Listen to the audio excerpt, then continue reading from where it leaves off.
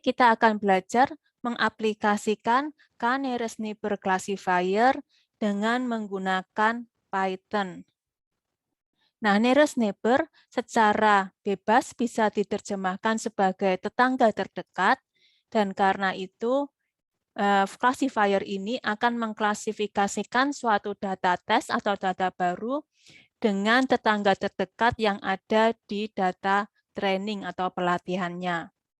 Saya tidak akan menjelaskan secara mendalam bagaimana cara kerjanya, namun Anda dapat mendapatkan penjelasannya di banyak sumber-sumber yang tersedia di internet, misalnya di Wikipedia, atau tentu saja sumber-sumber ilmiah lainnya. Nah, untuk video kali ini, saya akan menggunakan library dari Scikit yang memang menyediakan banyak fungsi-fungsi sehubungan dengan machine learning. Linknya Anda dapat lihat di sini. Nah, untuk menerapkan classifier kita, pertama-tama kita membuat training data kita, yaitu data latih kita. Ini merupakan data yang dipakai untuk membentuk atau ya membentuk classifier kita. Ya.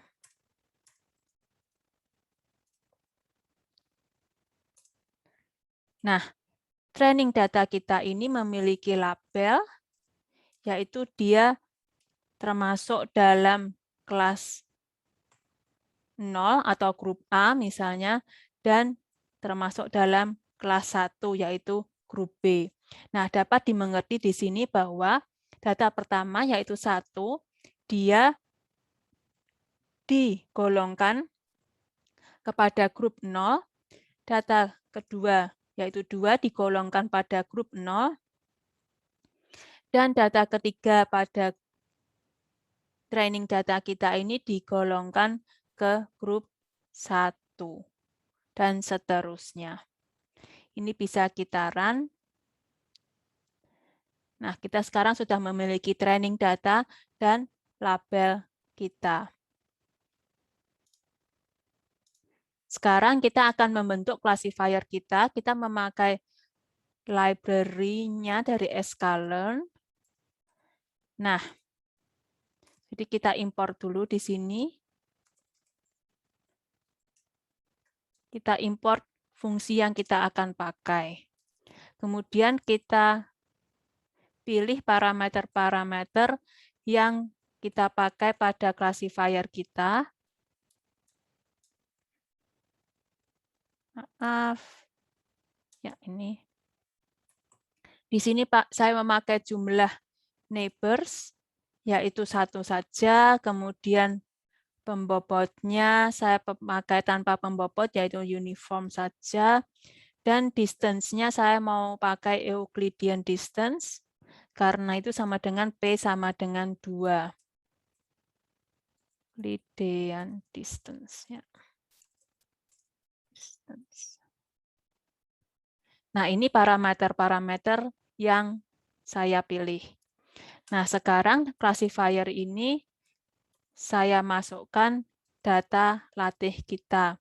Yang untuk kasus nearest neighbor pada dasarnya adalah menyimpan semua data pelatihannya. Seperti ini. Nah, kita dapat lihat di sini bahwa nearest neighbor kita mempunyai parameter-parameter sebagai berikut. Jumlah neighbors-nya kita pilih 1, distance-nya kita pilih 2, kemudian weights-nya uniform. Yang lainnya ini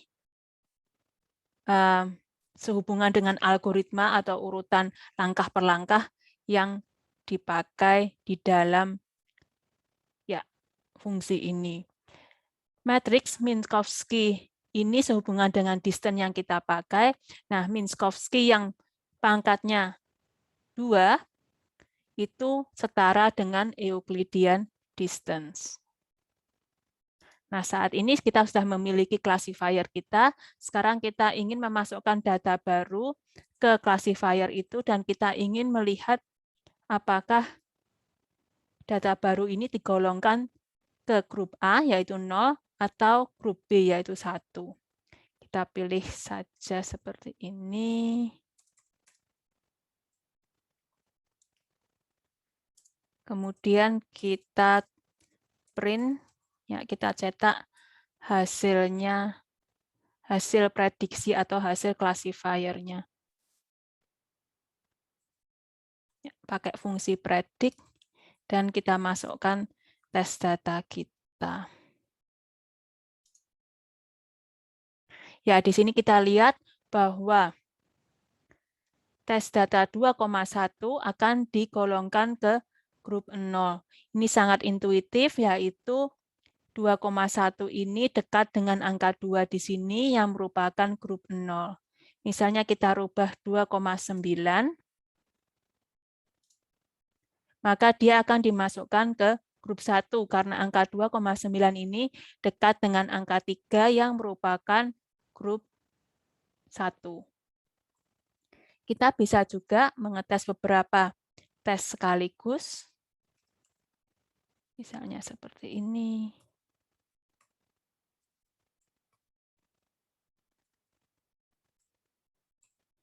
Ya, misalnya seperti ini kita coba. Maka kita lihat data pertama masuk grup 1, data kedua masuk grup 0, data ketiga termasuk grup 1, dan data terakhir yaitu 0 masuk grup 0. Nah, untuk mengimport data fungsi dari Skykit tadi, kita juga mempunyai alternatif seperti ini. Jadi kita bisa juga menggunakan importnya neighbor semua, kemudian fungsinya kita pakai fungsi neighbors.kNeighborsClassifier. Bisa juga hasilnya sama. Nah, selanjutnya, terkadang data yang kita miliki ini memiliki lebih banyak feature. Misalnya data pertama ini 1,1, jadi dia mempunyai 2 feature yang masing-masing nilainya 1, atau misalnya seperti ini. Nah, ini training data kita. Kemudian tentu saja testing datanya juga harus memiliki masukan 2 feature untuk tiap datanya.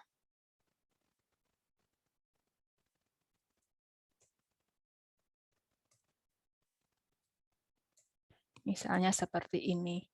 Nah, ini kita jalankan fungsinya.